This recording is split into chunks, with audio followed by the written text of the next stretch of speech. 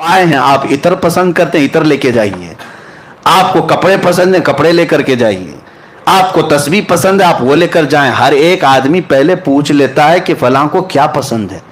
آپ اپنے گھر میں آنے کے وقت کئی لوگ پوچھتے ہیں کیا میٹھا پسند کرتے ہیں، کیا کھانا پسند کرتے ہیں، یعنی دستور زندگی کا یہ ہے آنے والے کی پسند دیکھی جاتی ہے اور وہی چیز کھلائی بھی جاتی، وہی چیز دی بھی جاتی۔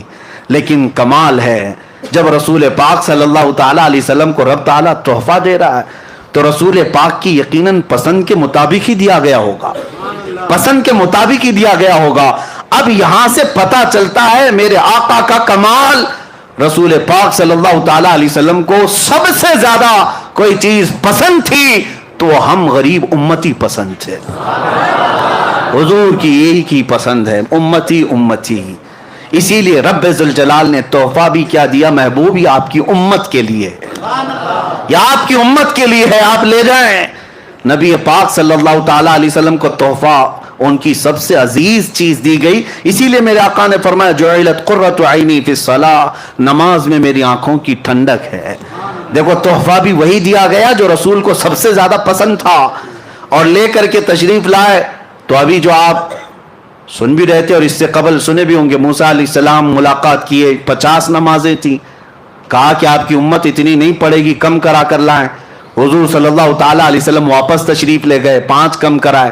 یہ بار بار آتے تھے، بار بار جاتے تھے، 5 کم ہوتی تھی، 9 بار حضور گئے، 9 بار حضور پاک گئے، اور 9ویں بار جب واپس تشریف لائے 5 بچی رہ گئی۔ حضرت موسیٰ علیہ السلام اس وقت بھی کہہ رہے تھے کہ اور کم کرا لی تھی۔ حضور صلی اللہ تعالیٰ علیہ وسلم نے ارشاد فرمایا اب مجھے حیا آتی ہے میرے رب کے پاس اور کم کرانے کے، لیکن اللہ رب العزت نے اپنے محبوب سے فرمایا جاؤ محبوب آپ اپنی امت کو یہ 5 دے دیں، لیکن اللہ ثواب 50 کا ہی عطا کرے گا۔ 5 پڑھو گے لیکن ثواب 50 کا ہی دیا جائے گا، اس میں کوئی کٹوتی نہیں کی گئی ثواب میں۔ اب یہاں پر بات یہ ہے کہ ایک ہی بار کیوں نہیں کم کر دیے، ڈائریکٹ 45 کم کر دیتے، ڈائریکٹ ایک ساتھ کم کرتے یا 2 بار میں کم کرتے۔ اب سنیے، آپ کو وہ واقعہ معلوم ہونا چاہیے کہ موسیٰ علیہ السلام نے اپنے زمانے میں ایک مرتبہ اللہ کریم کی بارگاہ میں یہ عرض کیا تھا ربی ارینی، اے اللہ تو مجھے اپنا دیدار کرا دے، اور وہ ایک بار نہیں بار بار کہتے تھے اے اللہ تو اپنے جلوے دکھا، اے اللہ تو اپنے جلوے دکھا، اے اللہ تو اپنے جلوے دکھا۔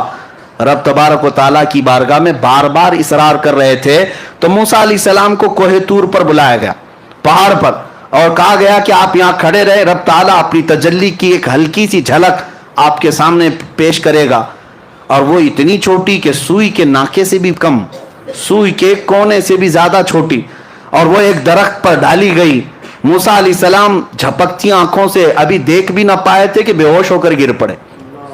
قرآن پاک میں بھی یہ موجود ہے، فلما تجلی ربہ للجبل جعلہ، فلما تجلی ربہ، جب اللہ تبارک و تعالیٰ نے اپنی تجلی کو ظاہر فرمایا، خر موسیٰ صعقا، موسیٰ علیہ السلام بے ہوش ہو کر گر پڑے، اور اس کے بعد پھر اٹھے تو کہا سبحانک تبت الیک، تو بہت بلند و بالا ہے میرے مولا، میں تیری طرف واپس آتا ہوں، یعنی اس بات کی طرف سے میں واپس آ جاتا ہوں، اب تمنا نہیں کر پاؤں گا۔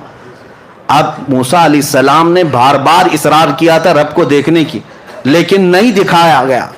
اسی کو اعلیٰ حضرت فاضل بریلوی رحمۃ اللہ تعالیٰ علیہ فرماتے ہیں کہ تبارک اللہ شان تیری تجھی کو زیبا ہے بے نیازی، یا رسول اللہ تبارک اللہ شان تیری تجھی کو زیبا ہے بے نیازی، کہیں تو جوش لن ترانی کہیں تقاضے وصال کے تھے، وہ سرور کشور رسالت جو عرش پر جلوہ گر ہوئے تھے، نئے نرالے طرب کے ساما عرب کے مہمان کے لیے تھے۔ میرے آقا صلی اللہ تعالیٰ علیہ وسلم کو بلا کر دکھایا گیا۔ اب میں آپ کو بتاتا ہوں یہ 45 نمازیں 9 بار میں کم کیوں گئی۔ فقہاء کرام اور شارحین فرماتے ہیں موسیٰ علیہ السلام نے جو اصرار کیا تھا نا اے اللہ تو دکھا دے، اپنا دیدار کرا دے، کتنی بار کیا تھا؟ 1 بار 2 بار 3 بار، موسیٰ علیہ السلام نے ٹوٹل 9 بار مانگا تھا کہ اے اللہ تو اپنا دیدار کرا دے۔ کتنی مرتبہ؟ 9 بار۔ اور اللہ کا ایک وعدہ ہے کہ اللہ اپنے نبیوں کی دعا کو رد نہیں کرتا، اور اگر فوراً نہیں قبول کی گئی تو تھوڑی دیر کے بعد قبول کی جائے۔ अभी नहीं तो बाद में।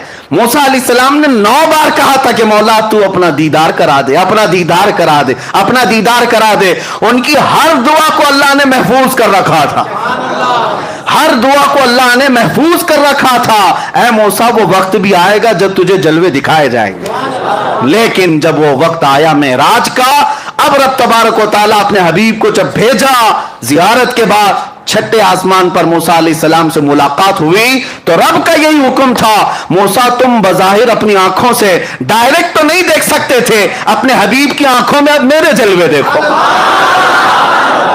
हबीब मेरा मेरी जियारत किए आ रहा है, नजारे अपनी आंखों में लिए आ रहा है। मूसा तुम डायरेक्ट तो नहीं देख सकते थे, हबीब की आंखों से अपने मौला का दीदार करो। हम वसीले वाले इसीलिए हैं मेरे अजीजों।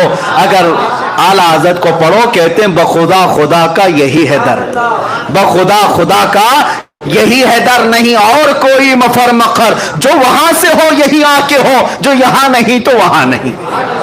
हाँ, जो यहां नहीं तो आला हज़रत ने सच फरमाया, हुजूर के पास जाओ तभी दरवाजे खुलेंगे। यही दरवाजा रहमत है जो रब तक तुम्हें पहुंचाने वाला है। और शॉर्टकट भागने की कोशिश करोगे तो कटी पतंग न जाने कहां गिर जाओगे, न जाने कहां गिर जाओगे। और हमने देखा है जिनकी डोर कटी हुई है, आज वो बेचारे किसी की धोती में, किसी की साड़ी में है।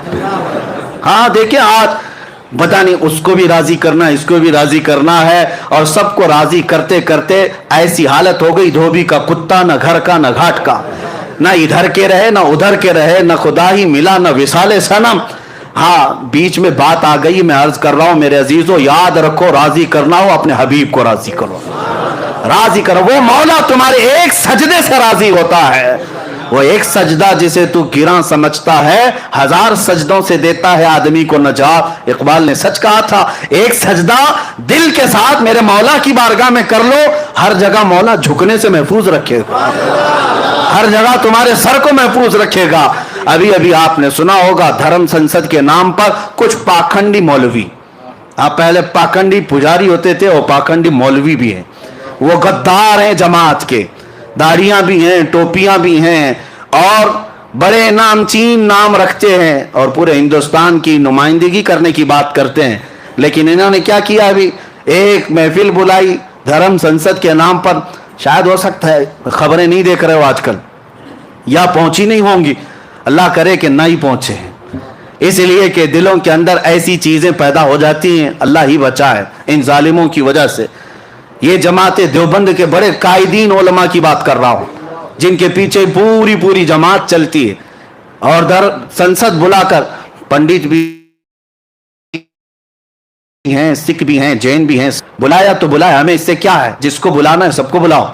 लेकिन बैठे बैठे मौलवी साहब कहने लगे अल्लाह भी एक ही है, ओम भी एक ही है, जो अल्लाह कहेगा वो भी ठीक है, ओम कहेगा वो भी ठीक है, सब एक ही है। यही मैं कहता हूं कि कुछ को राजी करने के लिए उन्होंने किया तो स्टेज पर कि ये भी राजी हो जाएं, हुकूमत पर बैठे हुए कुत्ते थोड़े से हमें भी टुकड़े डाल दें, इसीलिए तो किया। लेकिन हुआ क्या, वहीं से छोड़ करके सारे चले गए और कहा मौलवी साहब तुम्हारे किस्से हम नहीं सुनेंगे। अल्लाह की पनाह, तुम इनको राजी करने के लिए कहां से कहां गिर पड़े, कहां से कहां गिर पड़े, ना इधर के रहे ना उधर के रहे। इसीलिए 100 साल पहले मेरे आला हजरत ने समझाया था, हाँ ऐ लोगों बेदार रहो, आंख से काजल साफ चुरा ले, यहाँ वो चोर भला के हैं। तेरी गठरी ताकी है और तूने नींद निकाली है, सोना जंगल रात अंधेरी छाई बदली काली है, सोने वालों जागते रहियो चोरों की। हाँ ये वही चोर हैं, ये वही चोर हैं।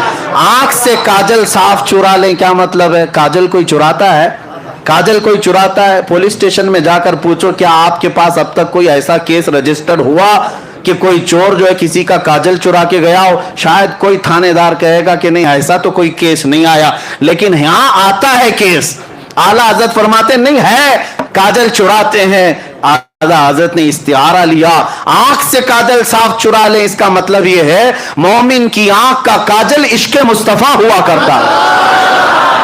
ये सुरमे की बोतल काजल की डिबिया नहीं मुराद है, हर मोमिन की आंख का काजल, आंख का सुरमा मेरे मुस्तफा का इश्क